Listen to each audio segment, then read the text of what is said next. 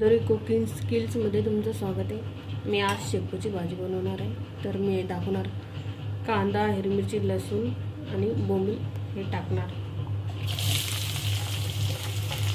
हे थोडे लालसर झाले की मी भाजी धुतलेली ती कापून घेतलेली ती टाकणार।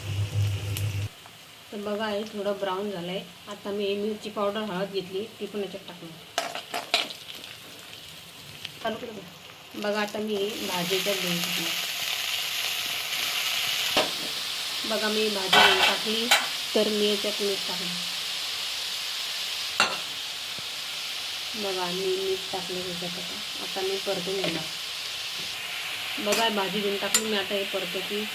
काही जण मुगाची डाळ टाकता पण मी आज नाही टाकली, मी आज हे टाकले। बघा आता झालेली आहे भाजी। आता मी गॅस बंद करणार।